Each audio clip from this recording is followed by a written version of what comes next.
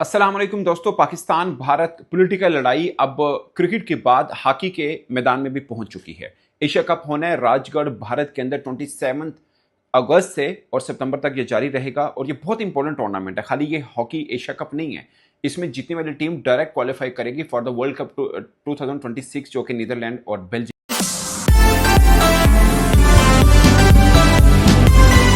अस्सलाम वालेकुम दोस्तों। पाकिस्तान भारत पॉलिटिकल लड़ाई अब क्रिकेट के बाद हॉकी के मैदान में भी पहुंच चुकी है। एशिया कप होना है राजगढ़ भारत के अंदर 27 अगस्त से और सितंबर तक ये जारी रहेगा और ये बहुत इंपॉर्टेंट टूर्नामेंट है। खाली ये हॉकी एशिया कप नहीं है, इसमें जीतने वाली टीम डायरेक्ट क्वालिफाई करेगी फॉर द वर्ल्ड कप 2026 जो कि नीदरलैंड और बेल्जियम के अंदर होगा। तो इतना इंपॉर्टेंट है ये। यहाँ पाकिस्तान हॉकी फेडरेशन ये मांग कर रही है कि इस टूर्नामेंट को भारत से निकालकर कहीं और शिफ्ट किया जाए। अगर ऐसा नहीं हो सकता तो फिर पाकिस्तान के मैचेस कम से कम वो न्यूट्रल मुकाम पर होने चाहिए।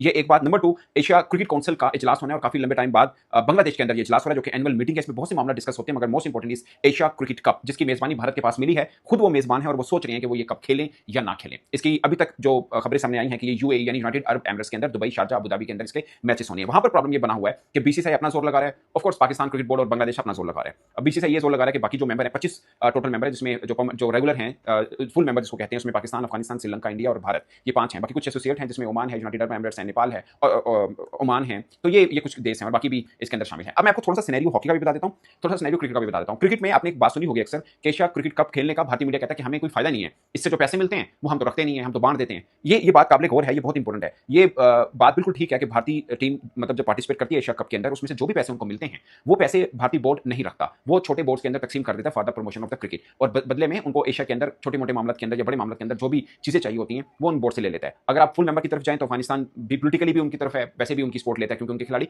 आईपीएल खेलते हैं। श्रीलंकन बोर्ड वो भी हाथी के पांव में सबका पांव, तो वो भी उधर जाता है। रह के बांग्लादेश, वो चूंकि पाकिस्तान बांग्लादेश के लिए भी खड़ा एक तरह से, हमारे पॉलिटिकल ताल्लुकात भी उनसे बांग्लादेश के साथ भारत की निस्बत बहुत बेहतर अब हुए हैं। इससे पहले भारत के साथ थे जब हसीना वाजद साहिबा थी, अब शिफ्ट हुआ है अगले साल आगाज में उनके वहां पे इलेक्शन भी है। But at the moment BCB PCB दोनों एक टेबल के साथ बैठे हुए हैं और चूंकि पाकिस्तान क्रिकेट बोर्ड के सरबराह मोहसिन रजा नकवी साहब जो हैं वो एसीसी के सदर हैं और उन्होंने बोला कि ये ढाका के अंदर ही होगा। बीसीसी चाह रहा है कि ये इजलास जो है ढाका में नहीं कहीं और हो, क्योंकि हमने अपनी क्रिकेट टीम भी ढाका में बांग्लादेश में इसलिए नहीं भेजी कि हमारे पॉलिटिकल डिफरेंस आ चुके हैं तो हम किसी इजलास के अंदर भी शिरकत नहीं करेंगे। के छोटे छोटे मामलों के ऊपर वो फुफड़ो वाला रवैया अपनाता है भारत, तो वो छोटे छोटे मामले के अंदर घुस जाता है। तो मोहसिन नकवी साहब ने या एसीसी आप कह लीजिए, उन्होंने ये बोला कि जो बोर्ड आ सकते हैं मोस्ट वेलकम, जो नहीं आ सकते वो जूम के साथ भी अटैच हो सकते हैं उस मीटिंग के अंदर। मगर भारत ये कोशिश कर रहा है कि ये जितने भी मेंबर जो इफेक्टिव हों उनको ज्यादातर को इस पर राजी किया जाए कि ये इजलास जो है बांग्लादेश में नहीं होना चाहिए, ढाका में नहीं होना चाहिए। इसके लिए उन्होंने श्रीलंका उनके फेवर में है, ओमान को भी एज पर मीडिया ओमान को भी उन्होंने मना लिया। मुश्किल नहीं होगा क्योंकि छोटे बोर्ड हैं, उनको बीसीबी भारतीय जो क्रिकेट बोर्ड है सॉरी बीसीसीआई वो फंड करता है जो एशिया कप से पैसे आते हैं, तो उनके लिए मसला नहीं उनको मनाना। और यूनाइटेड अरब एमिरेट्स किस तरफ जाएगा, वो चूंकि होस्ट है और भारत का इवेंट है, वैसे भी यूएई के अंदर क्रिकेट बोर्ड के अंदर अगर आप बात करें तो उधर भी भारत बीसीसीआई का अच्छा खासा इन्फ्लुएंस है। आई डोंट नो वो किस तरफ जाएं, मगर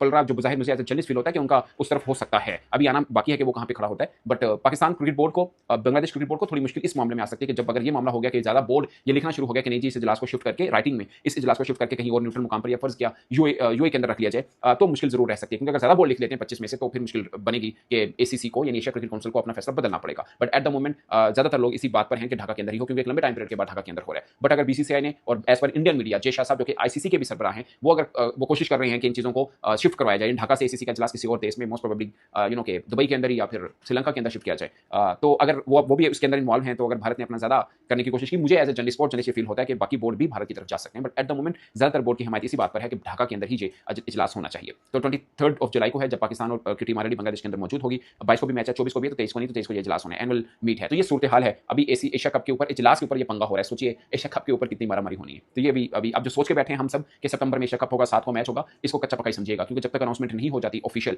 एसीसी की, मेरा मानना